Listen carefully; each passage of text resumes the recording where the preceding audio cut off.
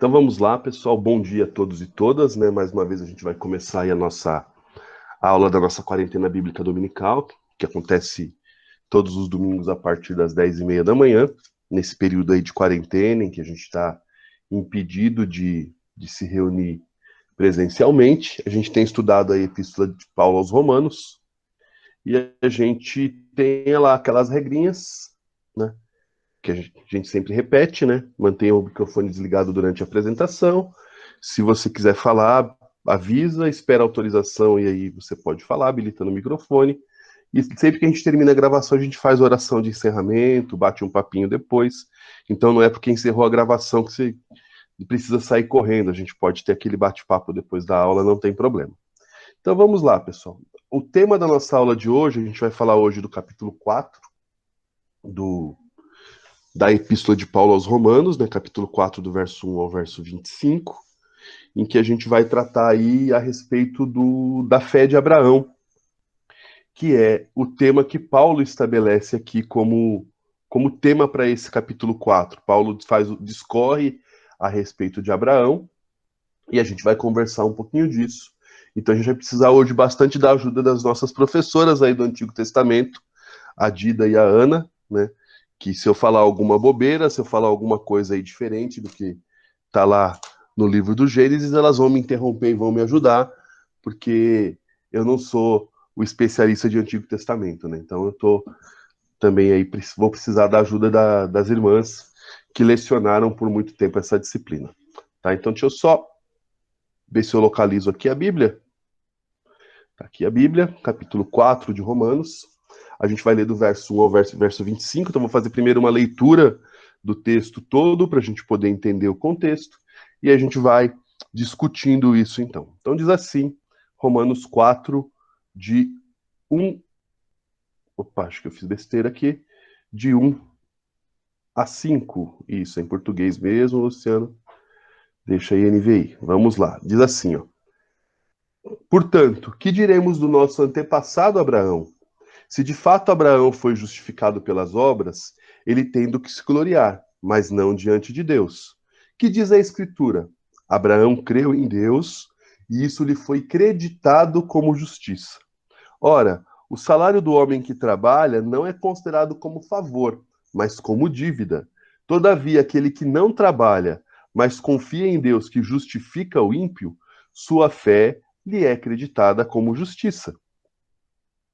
Davi diz a mesma coisa, quando fala da felicidade do homem a quem Deus acredita justiça, independente de obras. Como são felizes aqueles que têm suas transgressões perdoadas, cujos pecados são apagados. Como é feliz aquele a quem o Senhor não atribui culpa. Destina-se esta felicidade apenas aos circuncisos ou também aos incircuncisos? Já dissemos que no caso de Abraão, a fé lhe foi creditada como justiça. Sob quais circunstâncias?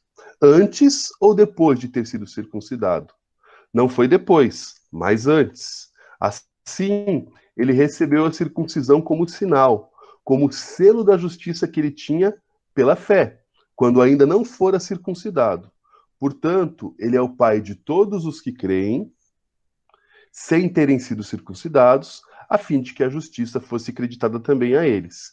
E é igualmente pai dos circuncisos, que não somente são circuncisos, mas também andam nos passos da fé que teve nosso pai Abraão antes de passar pela circuncisão. Não foi mediante a lei que Abraão e sua descendência receberam a promessa de que ele seria o herdeiro do mundo, mas mediante a justiça que vem da fé. Pois se os que vivem pela lei são herdeiros, a fé não tem valor e a promessa é inútil. Porque a lei produz a ira, e onde não há lei, não há transgressão. Portanto, a promessa vem pela fé, para que seja de acordo com a graça e seja assim garantida toda a descendência de Abraão, não apenas aos que estão sob o regime da lei, mas também aos que têm a fé que Abraão teve. Ele é o pai de todos nós. Como está escrito, eu o constituí pai de muitas nações. Ele é nosso pai aos olhos de Deus em quem creu, o Deus que dá vida aos mortos e chama à existência coisas que não existem como se existissem.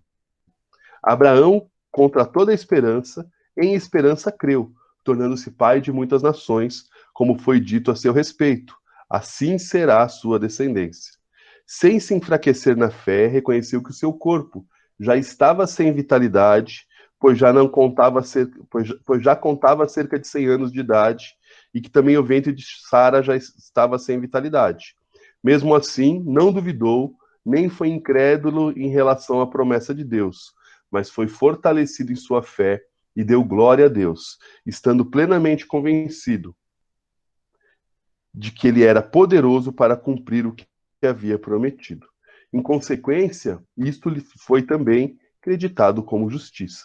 As palavras lhe foi creditado não foram escritas apenas para ele, mas também para nós, a quem Deus creditará a justiça, para nós que cremos naquele que ressuscitou dos mortos, a Jesus, nosso Senhor. Ele foi entregue à morte por nossos pecados e ressuscitado para nossa justificação. Acho que deu um probleminha aqui na apresentação. Deixa eu ver.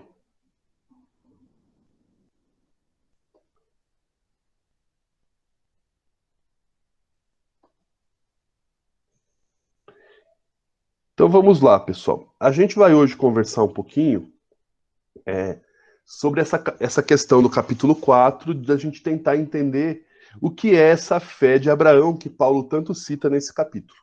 Primeira coisa que eu queria conversar com vocês é, legal, a gente tem discutido aí que a salvação é pela fé em Jesus, que a salvação é pela graça, que não é mediante a nenhuma obra ou atitude que a gente tenha, ou ato que a gente tenha para alcançar a salvação. E aí Paulo parece que interrompe essa explanação a respeito de como é a salvação para falar a respeito da fé de um homem chamado Abraão. Né? Para quem tem curiosidade, né, a história de Abraão está lá no livro de Gênesis, a partir do capítulo 12, e discorre a respeito desse homem que é considerado por muitos, né, o pai do judaísmo. E aí, no capítulo 4, verso 1, o Paulo ele começa então a explanação dele, trazendo aí como referência, trazendo como exemplo de fé Abraão. E aí a pergunta que fica é, por que Paulo, quando está falando aí de salvação pela fé, salvação pela graça, por meio do sacrifício de Jesus, ele começa essa explanação do capítulo 4 falando de Abraão, lá em Romanos 4:1. Então, alguém tem alguma ideia por que isso acontece? Podem falar, pessoal, fiquem à vontade. Abre o microfone aí quem quiser falar para a gente poder. Por que Paulo usou a história de Abraão? Um de cada vez, pessoal. Fala todo mundo junto assim, eu não consigo ouvir. Posso falar, Lu? Pode, amor, vamos lá. Bom, eu creio irmã que Ana Lúcia, pode porque falar. os judeus usavam Abraão para a resposta de tudo que era questão, eles usavam Abraão para justificar de uma maneira errônea, né? Então, Paulo vai usar exatamente esse modelo. Não sei se é isso, né? Uma Sim, percepção. sim.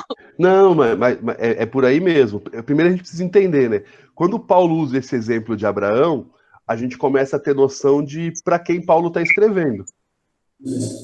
Ô Lu, Opa, pode falar.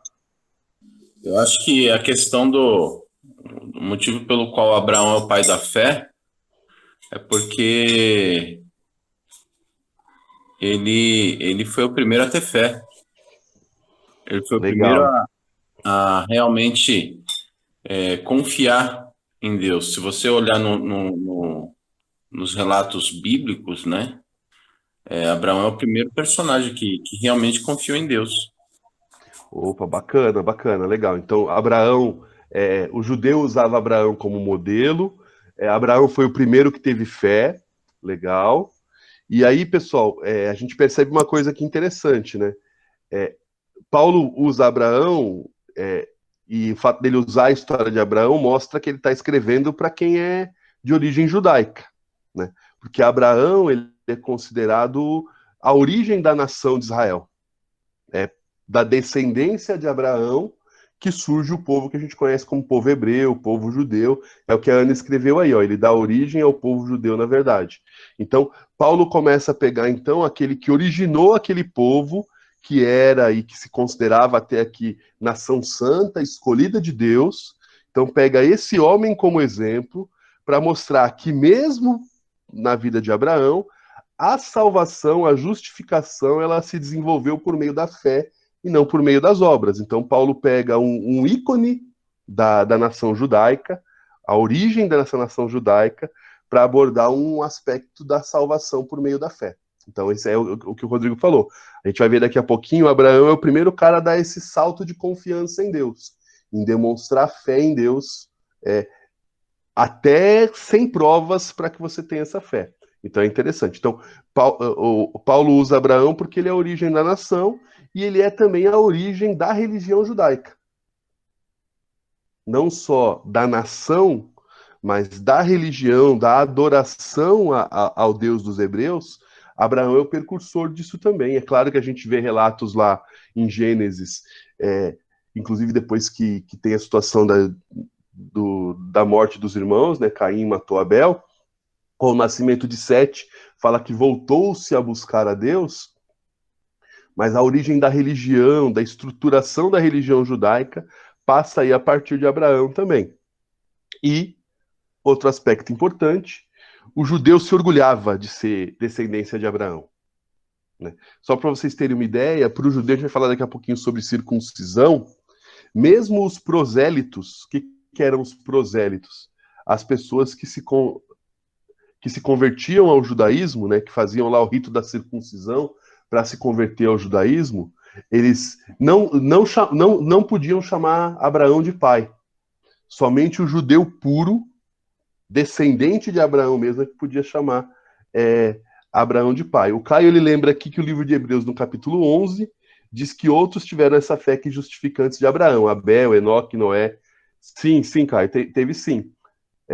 A gente percebe no autor de Hebreus falando disso, mas pro hebreu, pro judeu, o cara era Abraão. Porque a promessa, né, de Deus foi feita especificamente ou a partir de Abraão, nesse sentido aqui. A Dida coloca assim, Abraão tinha fé porque conhecia coisas profundas sobre Deus. Opa, a gente vai falar daqui a pouquinho sobre isso. Então, Paulo aqui, quando ele começa a se dirigir no capítulo 4 para falar de Abraão, ele tenta trazer para o judeu aqui essa questão de que o pai deles também era um homem de fé e não um homem da lei. Também era um homem de fé e não um homem que foi justificado pelas obras. Então, Paulo usa Abraão como modelo por causa disso. Tá? Então, no capítulo... Eu acho interessante como na NVT é colocada, tá? Tô com ela aqui aberta, no capítulo 4, verso 1. Interessante como traduziram aqui, que ele fala assim, ó, do ponto de vista humano, Abraão foi o fundador da nossa nação, Paulo começa. O que descobriu ele? E a Ara, né, que é a Almeida Revisada Atualizada, fala algo parecido, dizendo assim, que pois diremos ter alcançado Abraão, nosso pai segundo a carne. Então essa questão de Abraão ser a origem do povo judaico é muito presente aqui, e Paulo ele começa então a explanação dele chamando a atenção do leitor para esse aspecto de Abraão, para contar aqui a história de Abraão. É claro, pessoal, que como Paulo está escrevendo aqui para pessoas de origem judaica, Paulo não vai entrar em detalhes sobre a história da vida de Abraão. Ele não vai contar tudo desde o princípio, com riqueza de detalhes, porque é algo que já estava na cabeça do leitor original da carta de Paulo aos Romanos. Então, quando Paulo ele fala de Abraão, ele parte aqui do pressuposto de que a história de Abraão é uma história conhecida do leitor. Né?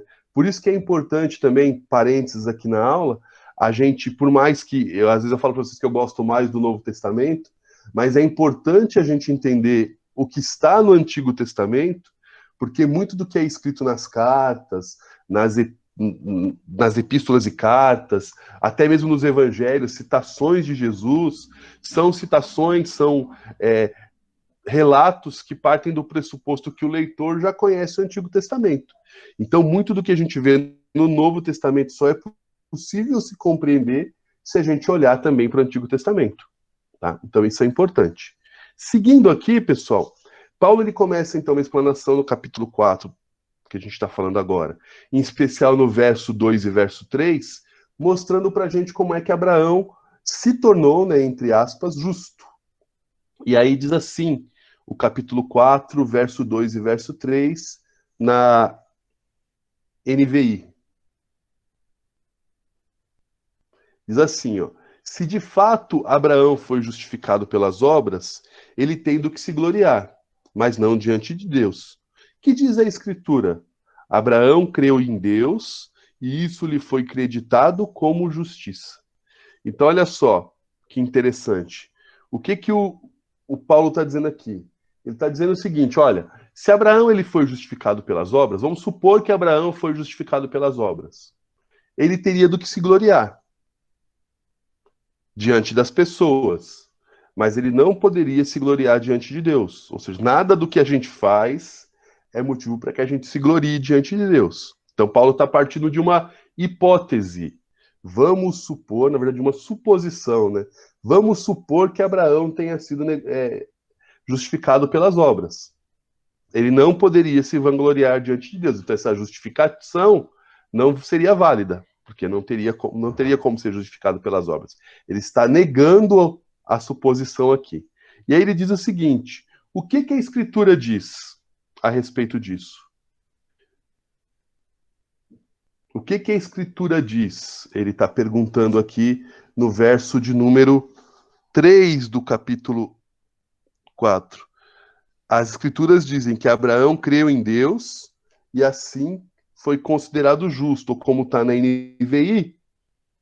Abraão creu em Deus e isso foi-lhe creditado como justiça. Onde é que está escrito, pessoal? Está escrito em Gênesis 15, verso 6, que é quando Deus repete para Abraão, né, capítulo 15 de Gênesis, Deus repete para Abraão a promessa dele, que tinha sido feita originalmente no capítulo 12. Então Deus ele se volta para Abraão no capítulo 15, verso 6, e o capítulo 15, verso 6 de Gênesis diz assim, Abraão creu no Senhor e assim foi-lhe imputado justiça, ou assim foi considerado justo. A tradução mais interessante aí, pessoal, que é essa que fala creditado em justiça ou imputado em justiça, é uma tradução, a tradução da NVI é uma tradução bem legal, porque mostra pra gente um significado interessante com relação a essa palavra creditado ou imputado. Isso, Caio, olha só, isso que o Caio está falando é interessante. Nesse capítulo 15, né, é como se fosse aqui um simbolismo, né, uma cerimônia desse pacto que já tinha acontecido no capítulo 12. A gente vai falar daqui a pouquinho sobre ele, Caio. Mas é interessante que essa repetição aqui, essa confirmação da aliança, ela acontece depois que Abraão dá uma balançada. E a gente vai falar daqui a pouquinho sobre isso, tá? Mas vamos lá. Esse Gênesis 15, 6, esse termo creditado, é um termo lá no grego, né, na citação de Paulo lá aos Romanos, que vem da contabilidade. É uma pena a Isadora não está com a gente aqui. O que seria algo imputado ou creditado, que é traduzido como creditado aqui? É algo que Deus atribuiu a Abraão sem que Abraão tivesse. Ou seja, Deus declara que Abraão é justo, mesmo Abraão não sendo justo. Ou seja, Deus tratava Abraão como se ele fosse justo, mesmo sabendo que Abraão não é justo. É complicado isso, né? Porque assim, Abraão não era perfeito, Abraão tinha pecados. Mas Deus tratava Abraão como se Abraão não tivesse. Se você, inclusive, lê com atenção a história de Abraão, embora Abraão seja o pai da fé, Abraão dá umas pisadas de bola. A gente percebe nesse capítulo 15 mesmo, quando Deus formaliza aqui. Opa, ó, na linguagem atual diz: Abraão creu em Deus, o Senhor, e por isso o Senhor o aceitou. E a Ana fala: desde o início, todo relacionamento com Deus é baseado na fé. O Caio riu, mas faz parte, né? Então, olha só, pessoal. O que acontece aqui que é bem interessante. Deus tratava Abraão como justo, mesmo ele não sendo justo. É um conceito que Lutero chama, Lutero diz, que os cristãos, eles são justos e pecadores ao mesmo tempo. Né, que é esse termo em latim, simul justus et peccator. Ou seja, nós cristãos, assim como Abraão, somos considerados justos, embora nós sejamos pecadores. Então, o que o Paulo está dizendo aqui? Olha, Abraão ele foi considerado justo por causa da fé, não pelos atos dele. Então é o que o Paulo está dizendo. Olha, ele não tem do que se gloriar, ele não tem do que se orgulhar diante de Deus, porque a justiça foi imputada a Abraão. Ah, tá, o Caio falou que riu por lembrar das pisadas de bola de Abraão, que era a gente como a gente. Mas é isso mesmo, Caio. Por exemplo, Abraão mentiu, né? Quando Abraão foi para o Egito, por exemplo, levou a sua esposa Sara, a esposa Sara, segundo os relatos bíblicos, era uma mulher bastante bonita, e Abraão, com medo de sofrer qualquer situação por ter Sara, ele mente para o faraó dizendo que Sara era a irmã dele, somente irmã dele, não era esposa. Abraão, nesse mesmo capítulo 15, conta aí que Abraão, na ânsia de ter a promessa de Deus sendo cumprida, ele resolve dar um jeitinho junto com a sua esposa Sara, e ele engravida a serva da sua esposa, que é Agar, e tem um filho chamado Ismael, que não era o filho da promessa. Então Abraão não era justo. Abraão era tratado como justo por Deus, mesmo não sendo justo. Isso é uma coisa que é importante a gente lembrar. Mais importante ainda, o leitor da época, né, judeu, convertido ao cristianismo, entender isso. Que a justiça de Abraão foi imputada a ele, foi creditada a ele, sem que ele merecesse, sem que ele tivesse. Né? Eu dava aula das matérias de finanças, e a gente tinha, às vezes, tem um conceito que os alunos têm dificuldade de entender, que são as chamadas despesas ou custos não desembolsáveis, que são somente contábeis, né? Que é como a depreciação, por exemplo, que é a desvalorização de um bem. Essa desvalorização de um bem, ela é lançada na contabilidade, mesmo que ela não tenha acontecido. Ela não gera valor financeiro, mas ela é lançada contabilmente. Então, o que Deus faz aqui? Deus fala assim: olha, Luciano, eu estou acreditando aqui, eu estou te considerando, acreditando justiça aqui na sua vida, mesmo sabendo que isso aqui, na verdade, não existe. Você não é assim, mas eu estou acreditando, estou colocando em você justiça. Então, eu estou te chamando de justo, mesmo você sendo um pecador. É o que aconteceu com Abraão aqui. Então, Paulo começa a trabalhar essa questão para quebrar na mente do leitor original da carta, de que Abraão era um cara que conquistou a justificação por meio de atos, por meio de obras ou por meio da lei. Então ele começa a falar, olha, é Deus quem declarou Abraão justo. Ele não fez nada para ser declarado justo. Foi Deus quem declarou Abraão justo. E aí, ele diz assim no capítulo 4, verso 4 e 5, fala assim, ó: ora, o salário do homem que trabalha não é considerado como favor, mas como dívida. Todavia, aquele que não trabalha, mas confia em Deus, que justifica o ímpio, sua fé lhe é, de novo, creditada como justiça. Que fique bem claro, né, pessoal, esse texto aqui não é um texto que está, como é que eu posso dizer, incentivando a não trabalhar, né, incentivando a preguiça, ou como alguns dizem, a vagabundagem. Não é isso que o texto está dizendo. O texto só está dizendo o seguinte, que quem trabalha e recebe salário, esse salário que a pessoa recebe, ela não é um favor, ela é uma obrigação por parte do empregador.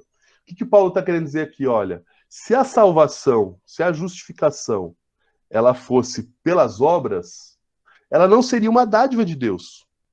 Ela seria uma obrigação de Deus para conosco. Mas não é assim. Né? A gente não trabalha, a gente não tem obras e Deus nos justifica. O que o apóstolo Paulo está dizendo aqui? Que a fé que salva, ou seja, a fé de Abraão, ela é uma fé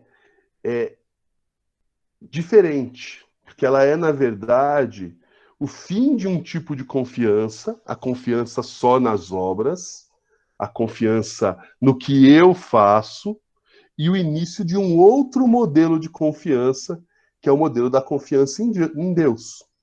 Pode falar, Ana, pode falar.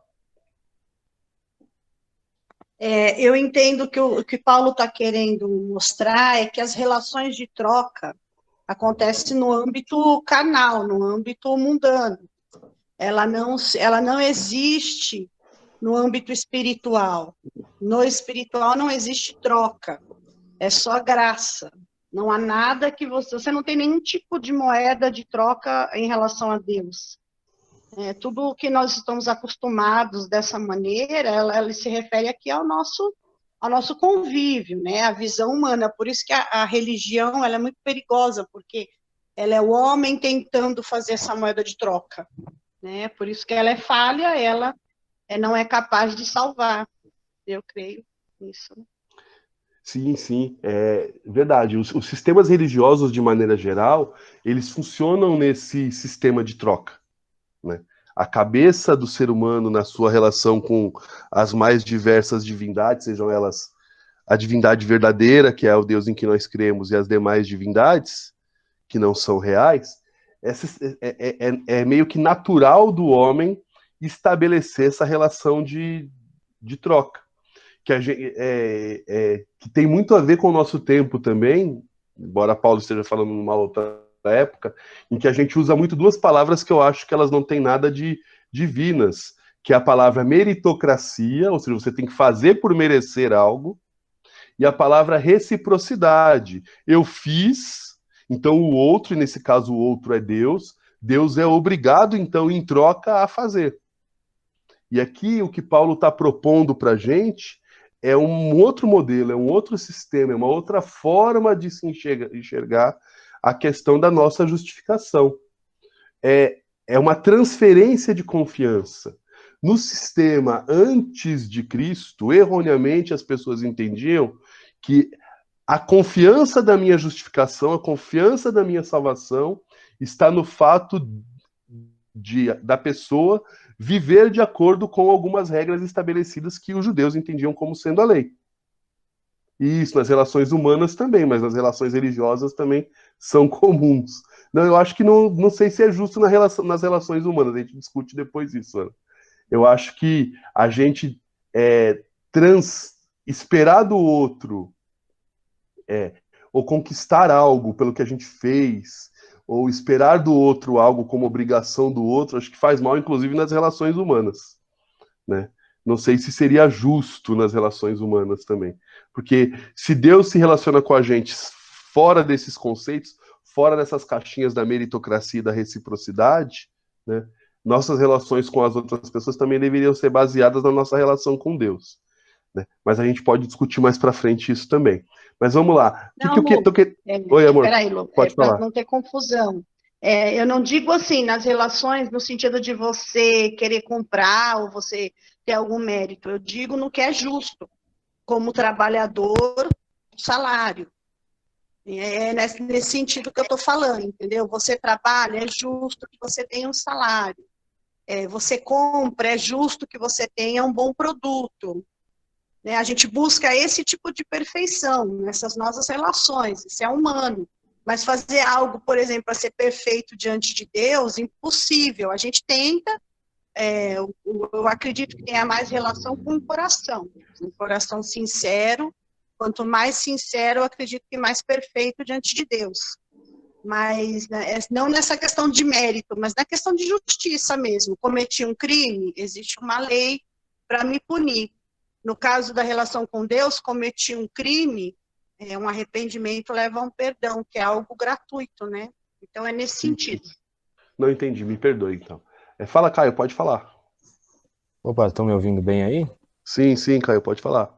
Não, maravilha. Ô, Lu, eu sei que provavelmente você vai tratar um pouco disso melhor mais pra frente, mas eu gostaria de aproveitar essa fala da Ana, né?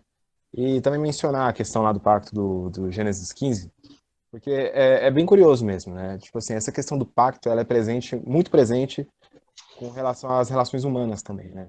Por exemplo, o casamento é um pacto entre duas pessoas, né? E no caso aí da cerimônia de Abraão, né? Aliás, de Abraão não. No caso da visão que ele teve, né? Da tocha que passa entre os animais que estão divididos no meio. Isso era tido como uma cerimônia antiga de pacto, né? Mas no caso, na visão de Abraão, somente a tocha passou, ou seja, Abraão não.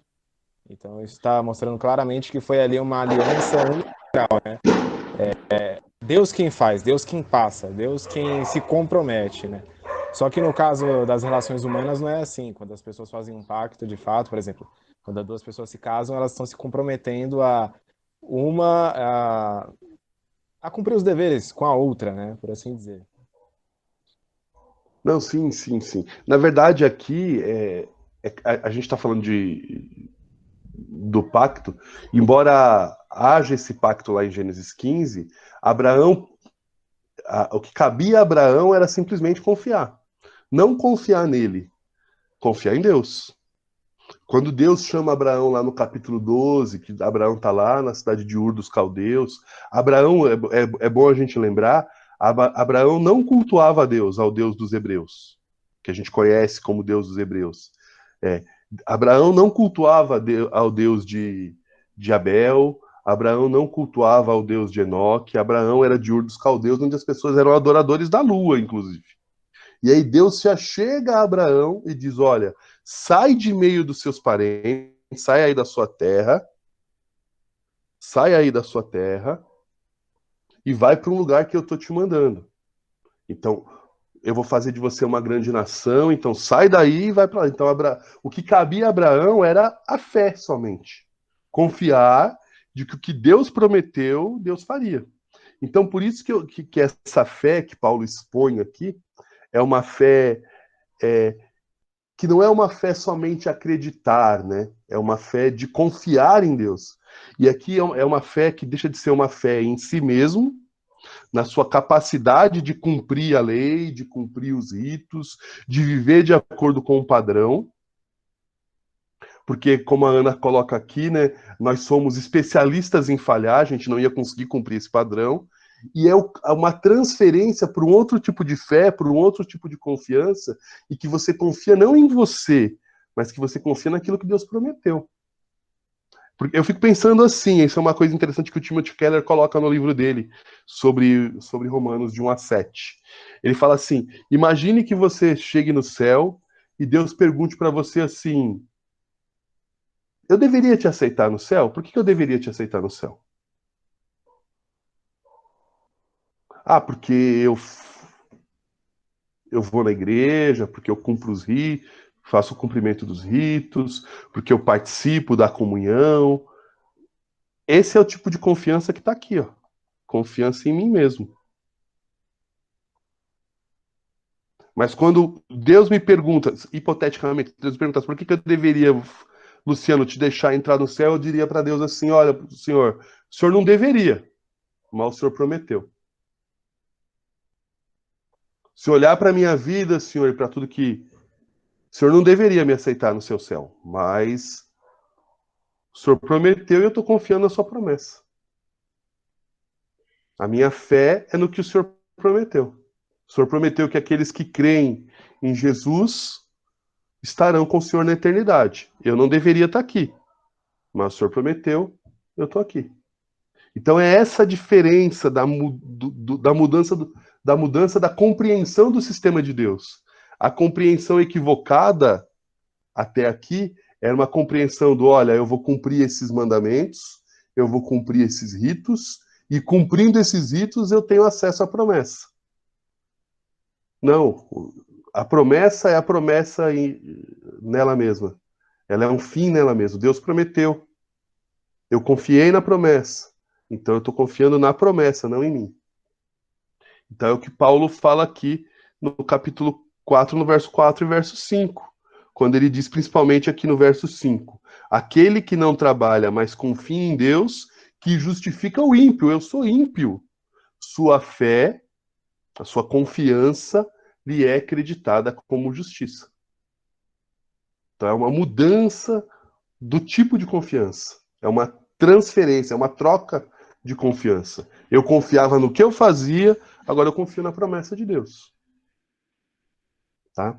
E aí Paulo, ele segue aqui, é interessante que Paulo ele segue no capítulo 4, verso 6 e verso 8, e aí ele sai um pouquinho de Abraão e mostra depois, um personagem bíblico depois de Abraão, que tinha uma percepção perfeita do que era essa confiança. Olha o que o Paulo escreve no capítulo 4, verso 6 ao verso 8. Ele fala assim, ó, isso que eu estou dizendo, Davi diz a mesma coisa quando fala da felicidade do homem a quem Deus acredita justiça, independente de obras. Davi diz assim, como são felizes aqueles que têm suas transgressões perdoadas, cujos pecados são apagados. Como é feliz aquele a quem o Senhor não atribui culpa.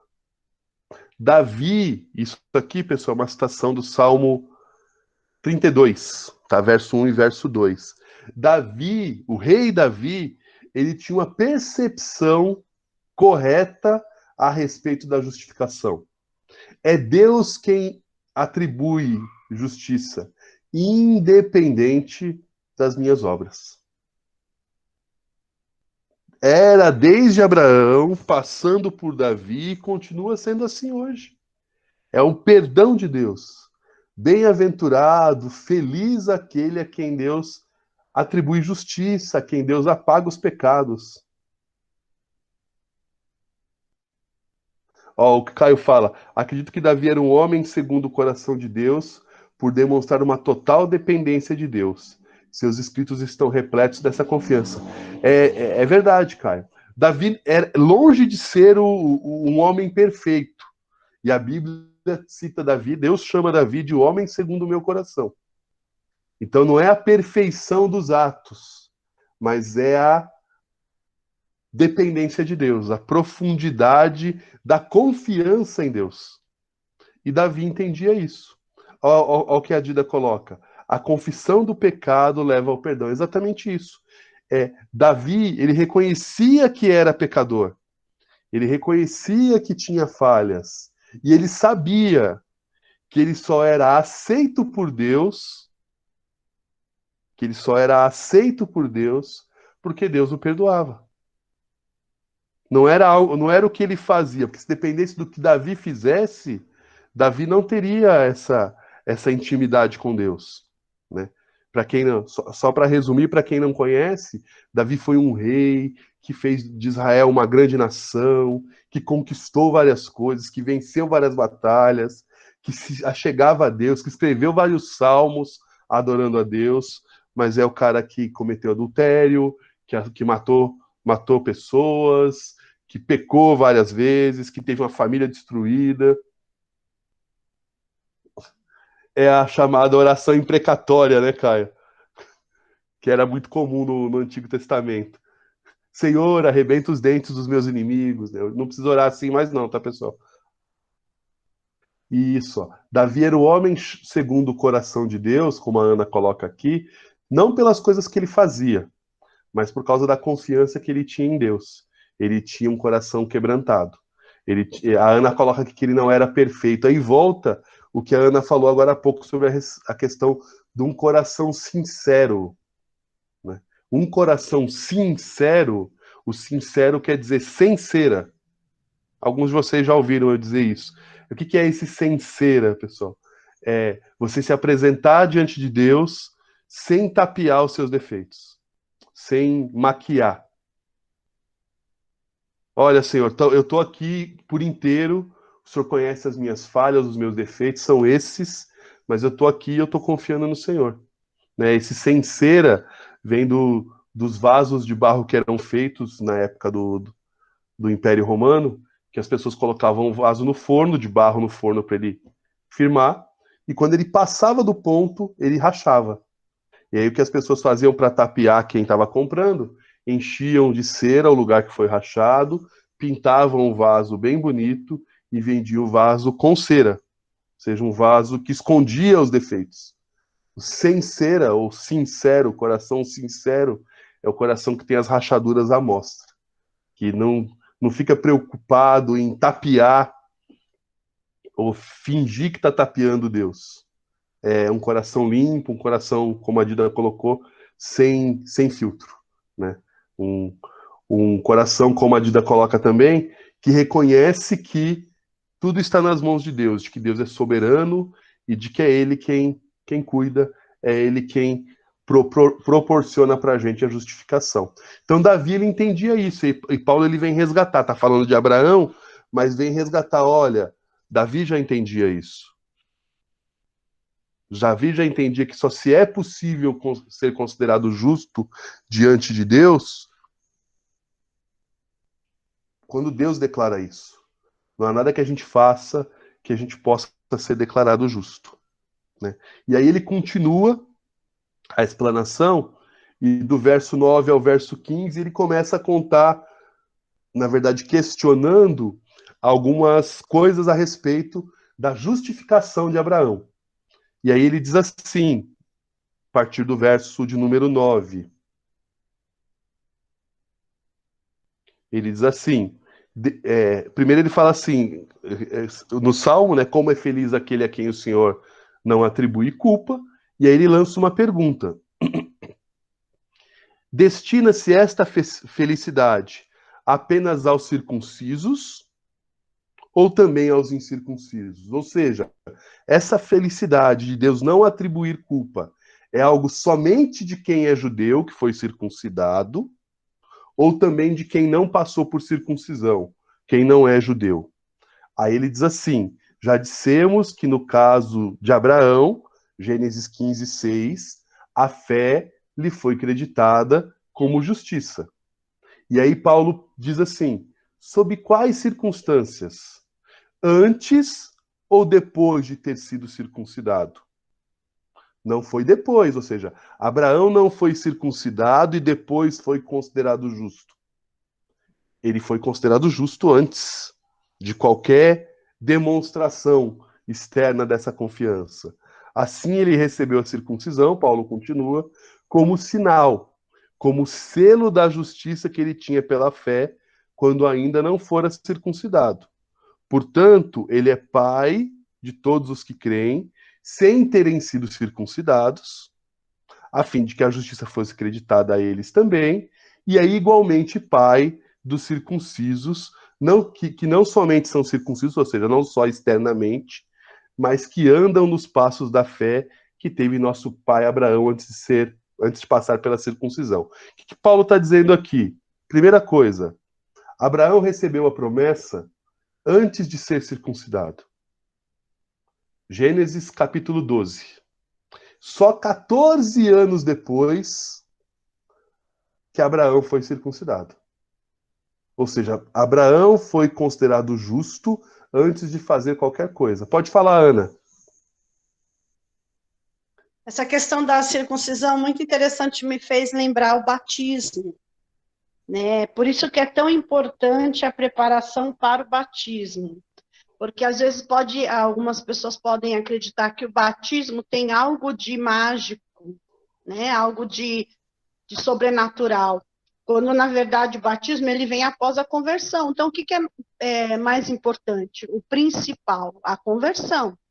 Depois, o batismo ele é só um rito para confirmar que você faz parte daquela comunidade de fé. Acredito que a circuncisão seria um tipo de batismo, né? Uma marca para que mostrava que você fazia parte daquilo. E não uma relação com a fé direta. Aí me fez lembrar isso, muito interessante. Isso, e traz para a gente a memória de que nenhum ato externo, né, é mais importante ou superior ao que Deus faz dentro da gente primeiro, né? Primeiro Abraão recebeu a promessa, confiou na promessa, e só um tempão depois ele foi circuncidado. E a questão da circuncisão era algo muito mais para o próprio Abraão do que para Deus. Porque o que acontece? Quando é que acontece a circuncisão lá em Gênesis 15? Quando Abraão deu uma vacilada na confiança dele. Quando Abraão foi lá, se deitou com Agar, a pedido de Sara, para ter um filho que ele achava que seria o filho da promessa, né? Que é Ismael, né? Filho de Agar com Abraão. Quando Abraão tenta dar um jeitinho, quando Abraão deixa um pouco a fé, a confiança de lado e tenta ele resolver o problema. Ele cumprir a promessa que Deus é que ia cumprir.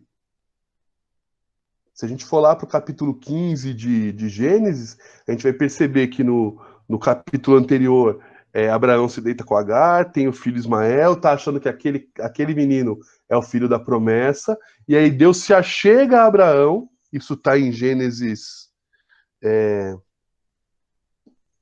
17, acho a circuncisão é Gênesis 17, né? 15 não, desculpa, Gênesis 17. Gênesis 17 de 9 a 14, tá? 15 é quando tem lá o 15:6 que a gente leu agora há pouco, que é Deus ratificando ali a promessa. Então, no 16 nasce Ismael, e no 17, tá, é que acontece a questão da circuncisão.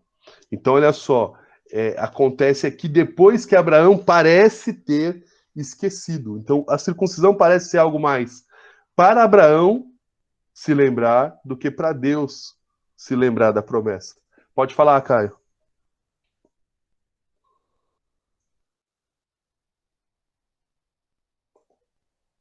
Caio?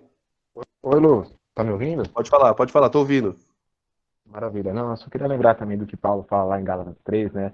Ele faz um contraste aí da questão do filho escravo com o filho da promessa, né? E é bem interessante isso que Paulo fala lá em Gálatas 3, porque ele mostra que o filho da escrava, ele até tipo, faz uma ligação com a questão da lei, né? De querer ser salvo pelas obras da lei. E isso está ligado à maneira como o homem tenta se aproximar de Deus por meio das obras, né? Quando, na verdade, só é possível por meio da promessa. Quer dizer, Sim, muito bem lembrado, Caio. E essa promessa, ela é cumprida por Deus somente. Não há nada que a gente possa fazer para que Deus cumpra a promessa. É um compromisso que Deus assumiu, né? E aí, quando Abraão tem o filho com a escrava, ele está dizendo, olha, Senhor, o Senhor cumpriu a promessa. Não cumpri não, Abraão. Você fez algo que era para eu ter feito. Então, segura a onda aí um pouquinho. Pode falar, Dida. Oi, Lu. A circuncisão foi um sinal externo, né? Foi algo depois, porque o que, vamos dizer assim, eu não sei se essa palavra é certa, mas o que vale é o que estava dentro de Abraão. Embora ele tenha pisado na bola e tal, mas quando acontece a circuncisão, é uma mostra da fé, né? Olha, eu acredito, eu vou fazer isso. Embora a gente olha os dois lados, às vezes acontece, vamos dizer, às vezes, a pessoa se batizar porque é um ritual, eu vou lá e me batizo, mas o coração não está ali, na realidade. Tá na onda, vamos dizer assim, né? Mas no caso aqui de Abraão não foi assim. Agora, é necessário prestar atenção justamente nesse significado do externo. Estou mostrando. Então, todo mundo está vendo que eu estou dentro das normas, vamos colocar assim, mais dentro do meu coração, como que está. Né? Só foi uma coisinha que eu pensei aqui, não querendo tirar e colocar em dúvida nada do que aconteceu com Abraão. Não, perfeito, Dida. Na verdade, assim, o externo só tem validade se aquela confiança, né, que Abraão demonstra ao se circuncidar já existisse dentro do coração dele. Senão era só um rito. Exatamente, é exatamente isso mesmo, Dida. Perfeito. Né? E aí Paulo ele continua aqui, tá, dizendo o seguinte, ó, verso 13. Não foi mediante a lei que Abraão e sua descendência receberam a promessa de que ele seria herdeiro do mundo, mas mediante a justiça que vem da fé. Pois os que vivem pela lei são herdeiros, a fé não tem valor e a promessa é inútil. Pois se os que vivem pela lei são herdeiros, a fé não tem valor e a promessa é inútil. Porque a lei produz a ira, onde não há lei, não há transgressão. Então o que ele está dizendo aqui, ó? Não havia lei na época de Abraão. Então Abraão não tinha lei, então Abraão não foi justificado por seguir a lei. Ele foi justificado por confiar em Deus.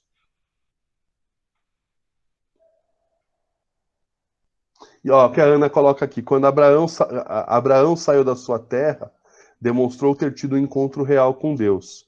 As pisadas na bola, os pecados que ele cometeu, são da nossa natureza. E aí a Dida até concorda embaixo. E é isso mesmo, pessoal. O fato de Abraão ter pisado na bola, isso é uma coisa muito interessante. Não fez com que Deus deixasse de declarar Abraão como justo.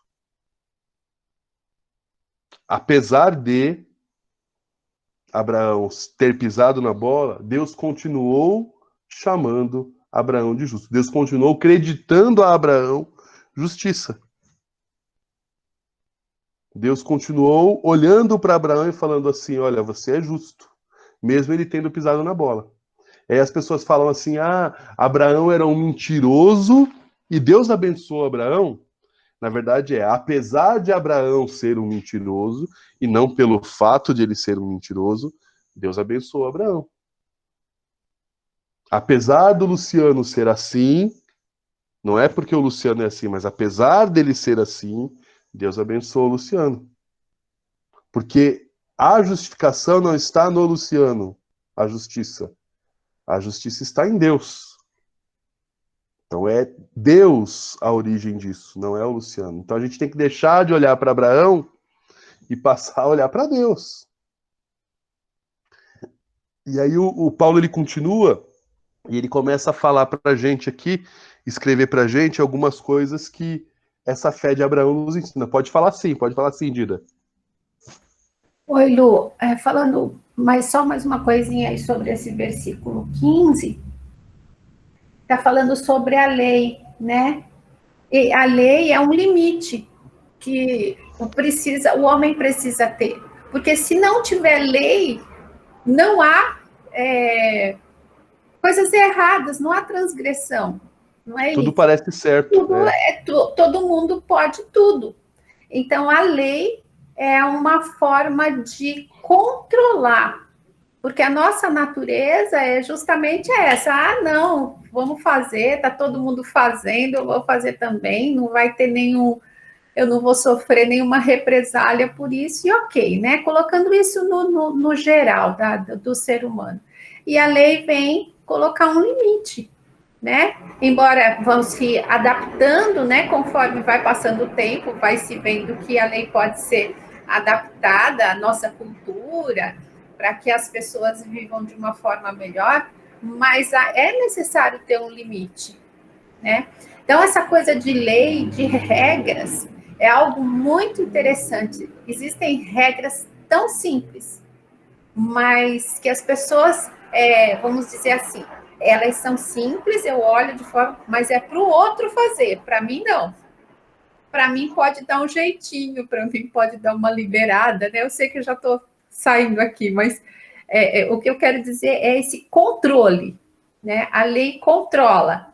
E o coração do homem, quando ele se permite, né? Porque é necessário ter essa permissão de entender essa lei e de aceitar isso, a vida muda, né? Porque deixa que Deus controle essas necessidades e essas vontades que tem de fazer, de infrações, vamos dizer assim, né?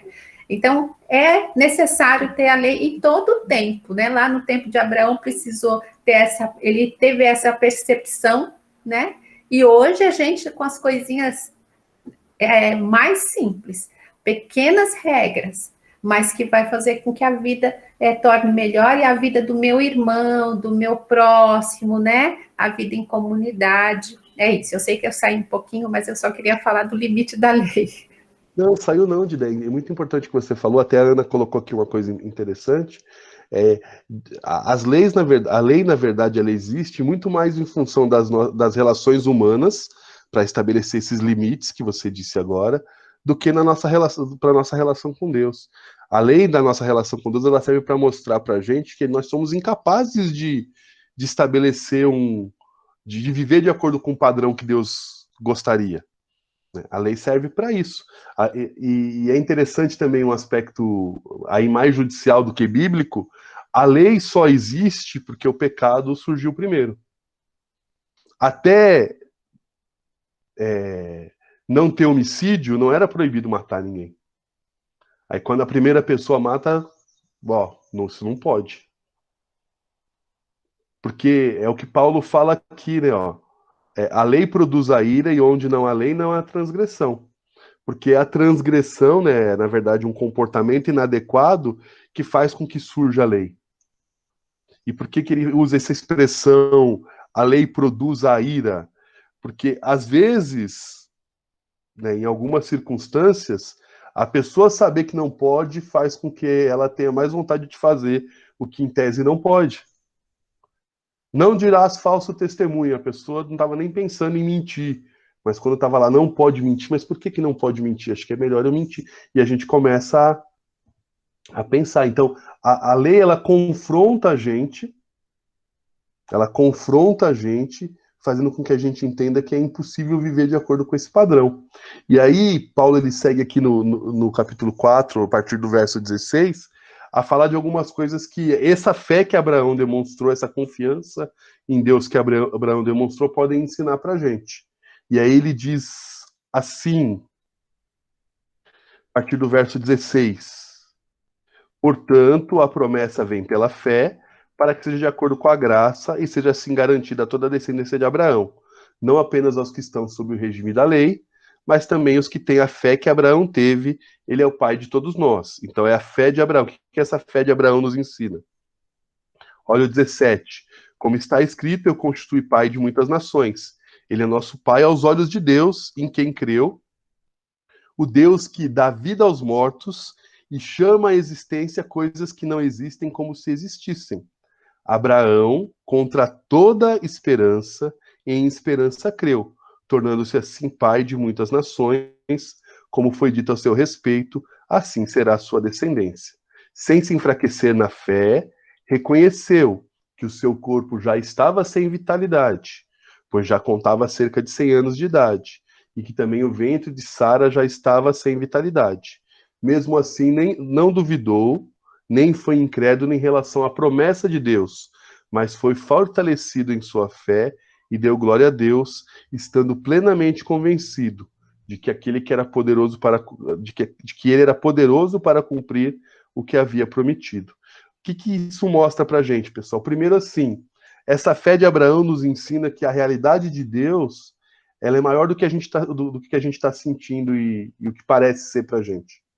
Abraão sabia, Abraão tinha conceitos mínimos de biologia, que ele não tinha vitalidade para ser pai e que Sara também não tinha vitalidade para ser mãe. De que na idade deles não era comum. Não era comum. Sara não tinha como ser mãe. E aí Deus prometeu para ele algo que era totalmente contrário ao que ele sentia e ao que ele via. A Ana fala, ele foi tão fortalecido que ainda teve uns filhos com Quetura, que é a outra serva, né? Outra concubina dele. Então olha só que interessante, pessoal. Abraão, ele acreditou, ele confiou em Deus Outra esposa, isso, Ana, obrigado por lembrar. A esposa depois de Sara. Abraão, ele confiou em Deus, mesmo as aparências dizendo o contrário. Qualquer pessoa que Abraão falasse, ó, Deus me prometeu um filho, eu ia falar que Abraão era doido. Porque não fazia sentido. Ele não acreditou porque era ingênuo e falava, é possível. Ele sabia que era, aos olhos humanos, impossível. É que ele confiou em Deus. Outra coisa interessante de Abraão ele foca em Deus. Olha só o que o Paulo diz aqui, que a gente leu agora há pouco. Ele fala assim, ó, verso 21. Estando plenamente convencido de que ele quem? Deus, era poderoso para cumprir o que havia prometido. É aquela transferência de confiança que a gente falou agora há pouco. Eu não consigo, mas foi Deus quem prometeu, não fui eu. Não é o que eu vou fazer, é o que Deus vai fazer. Foi Deus quem prometeu. Exatamente, Caio. A própria Sara, o Caio coloca aqui, ó. Inclusive, a própria Sara riu quando Deus aparece a eles no capítulo 19, confirmando o tempo da promessa. Porque Sara e Abraão sabiam que era biologicamente impossível. Capítulo 18, o Caio corrigiu. Eu não lembro de cor essas coisas, Caio. Então vocês que entendem mais de Antigo Testamento, vão aí. A Ana já me corrigiu lá em cima, vão aproveitando. Tá? Então, olha só, a confiança de Abraão não estava no que ele podia fazer, mas era de que, olha, foi Deus quem prometeu. E se foi Deus quem prometeu, ele vai cumprir. E uma outra coisa interessante também é que Abraão mostra pra gente que fé é diferente de acreditar somente. Fé é confiar em Deus. Confiar e acreditar são coisas diferentes. Tem gente que acredita em Deus, acredita que a Bíblia é a palavra de Deus, acredita que a salvação é por meio de Jesus, mas não confia plenamente em Deus. Acredita em tudo isso. Acredita que Deus existe, acredita que Jesus veio, acredita que a Bíblia é a palavra de Deus. Né? Aí o Caio faz lembrar que o Tiago, irmão de Jesus, diz que até os demônios acreditam. Né? A fé é diferente de acreditar. Fé é confiar em Deus. É depositar todas as suas esperanças, expectativas naquilo que Deus prometeu. O que a gente precisa só lembrar, pessoal, é que a gente precisa saber o que Deus prometeu, né? Tem coisas que a gente atribui a Deus que Deus não prometeu e a gente cria falsas expectativas. Abraão criou expectativas diante daquilo que Deus declarou para ele. Não foi algo que alguém contou ou que ele acha que é, Deus falou para ele. Como é que a gente vai diferenciar o que Deus prometeu e o que Deus não prometeu? Deus prometeu o que está escrito nas Escrituras, pessoal. A Bíblia não é a palavra de Deus? O que está lá, Deus prometeu. Todo o resto, a gente não tem como ter certeza de que foi Deus quem prometeu. Então, confiar em Deus é saber que Deus cuida da gente, porque as Escrituras dizem isso. É confiar que tudo que acontece com a gente, Deus vai fazer com que tudo que aconteça com a gente nos faça bem para a gente, no sentido de fazer com que a gente se pareça mais com Jesus. E aí vai uma série de coisas que a Bíblia declara. Tá? Então, Abraão, ele mostra para a gente que ter confiança em Deus é diferente de acreditar em Deus. Até porque Abraão, quando foi chamado por Deus, ele nem acreditava em Deus, né? Lá no capítulo 12 de Gênesis. Ele nem acreditava em Deus. Então, não é acreditar em Deus e depois confiar em Deus, né, direito. Abraão se encontrou com Deus e já confiou nele diretamente. Isso, ele foi convencido por Deus. Ele foi convencido por Deus. Quando ele se vê diante de Deus, Deus fala e ele confia. Olha, o senhor está falando, eu vou. Mas você vai abandonar a sua família, tudo que você tem aqui? Não, o senhor mandou, eu estou indo. O senhor não está prometendo que vai ser assim? Então eu estou indo, estou indo. Fui. Mas não fui. Deus falou, estou indo. É o que Abraão fez. Aí você deve ficar pensando assim, legal, Luciano, mas... Opa, o Caio coloca um negócio interessante aqui, ó. Luiz, é uma questão que parece ser simples, mas que no dia a dia as nossas atitudes mostram o contrário. Tendemos sempre a querer estar em situações onde nós criamos a nossa própria segurança. É verdade, Caio. A gente parece que tem uma necessidade de estar num porto seguro e que a gente tenha controle sobre esse porto seguro, que a gente tenha controle sobre as variáveis. Mas, assim, é bom a gente lembrar que, por maior que seja a segurança que a gente tenha nesse mundo, por meio das coisas que a gente faz, essa segurança é falsa, porque a gente não tem controle sobre todas as coisas. Tem variáveis que fogem das nossas mãos. Tem variáveis que a gente não tem como manipular. E Abraão entendeu isso. Que adianta eu ficar aqui lá no capítulo 12, aqui em Ur dos Caldeus, com a minha família, tranquilo, sem a garantia de que Deus vai estar aqui comigo. Se Deus está falando que vai para eu ir para uma outra terra e Ele vai estar comigo lá, eu prefiro estar com Deus. Essa é a principal segurança que eu posso ter. É isso que Abraão entendeu. Aí você fala assim, Luciano, mas isso aí foi muito lá atrás, né? Isso aí... foi lá no Gênesis, na época de Abraão. Hoje é diferente. O que a gente tem a ver com esse negócio de Abraão aí? Aí Paulo ele fala um negócio interessante no verso dos versos 23 ao 25. Olha o que Paulo fala.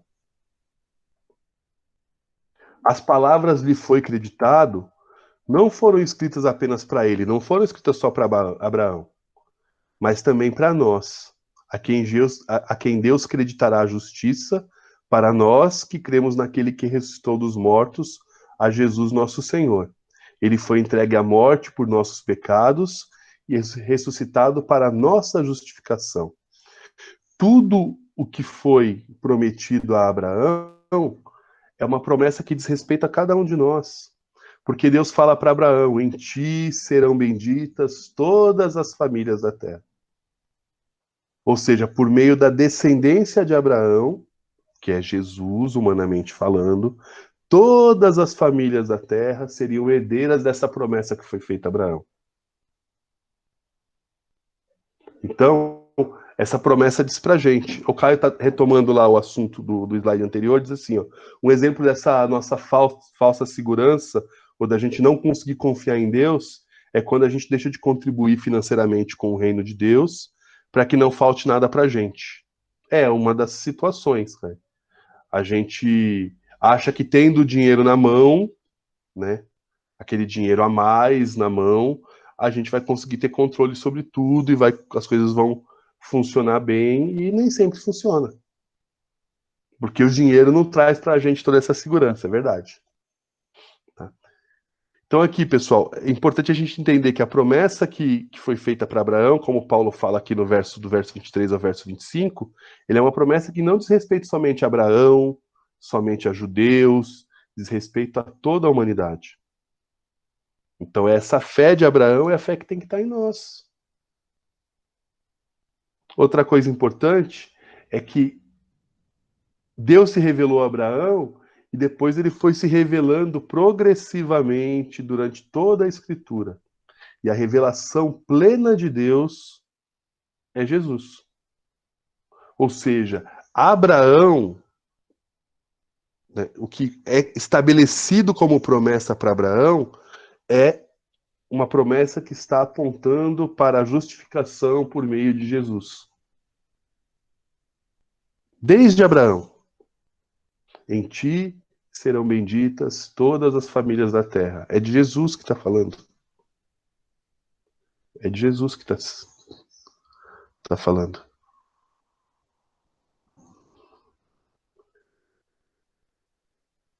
E aí, o que Paulo fala aqui, como a Abraão foi creditado justiça, mesmo sem ele ser justo, o mesmo vai acontecer com a gente. Deus olha para aqueles que creem em Jesus, mesmo eles ainda sendo pecadores, Deus olha e fala, eu atribuí justiça. Deus olha para o Luciano e fala assim, o Luciano é justo. Mesmo eu sabendo que eu não sou, que eu sou pecador.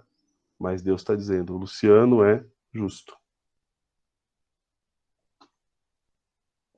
Alguém quer acrescentar alguma coisa, pessoal?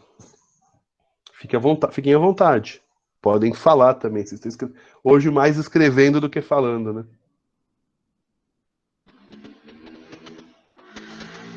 Então vamos lá, pessoal, para a gente caminhar aí para finalizar a nossa aula. Tá? Algumas coisas para a gente pensar aqui. Primeira, assim como Lutero dizia, é importante a gente lembrar que nós somos, ao mesmo tempo, declarados justos por Deus, mas que a gente continua pecador. Então a gente não tem nada do que a gente ficar se vangloriando, da gente ficar se orgulhando, porque a justiça, ela foi atribuída por Deus. Não foi algo que você conquistou. Foi algo que Deus declarou ao seu respeito. Outra coisa importante, a gente precisa transferir a questão da confiança.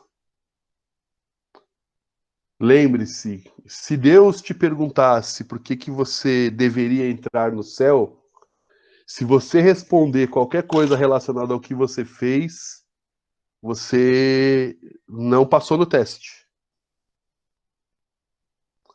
Porque Deus não deveria nos deixar entrar no céu. Mas a gente só vai entrar no céu porque Deus prometeu isso. Então eu confio não em mim, não nas coisas que eu faço, não nos ritos que eu cumpro, não nas tarefas que eu exerço, não nos títulos que eu tenho, não no meu esforço. Eu confio porque Deus prometeu, eu confio na promessa de Deus. E Abraão foi acreditado justiça a ele porque ele confiou na promessa de Deus, ele confiou em Deus. E por último, confiar, né, ter fé é mais do que só acreditar. Então que Deus nos ajude a gente, no transcorrer da nossa vida nesse planeta, nessa terra, nessa existência aqui, que nesse transcorrer dessa existência a gente aprenda a confiar de verdade em Deus. Né? De depositar confiança nele, não só acreditar num Deus que é aparentemente abstrato. Né? Não acreditar que Deus existe é mais fácil do que confiar em Deus. Acreditar que Deus existe lá no fundo, tem muita gente que até desconfia. Talvez não creia, talvez não acredite, mas até desconfia. Pode ser que Deus exista. Mas confiar em Deus é um negócio muito mais sério, muito mais complexo, muito mais difícil. Então que a gente desenvolva essa confiança em Deus. Tudo bem, pessoal? Então a gente termina a aula por aqui. Na semana que vem, a gente vai continuar aí estudando Romanos. A ideia é a gente estudar o capítulo 5 de Romanos, e que a gente vai falar quais são os efeitos da justificação. Legal. Deus nos declarou justo. O que isso acontece com a gente? O que isso muda na vida da gente? O que acontece com essa justificação? É o que a gente vai falar na aula que vem. Tá bom? Então a gente vai encerrar a gravação aqui. Um bom dia, quase boa tarde para todo mundo. Até 6h30 na nossa celebração à noite.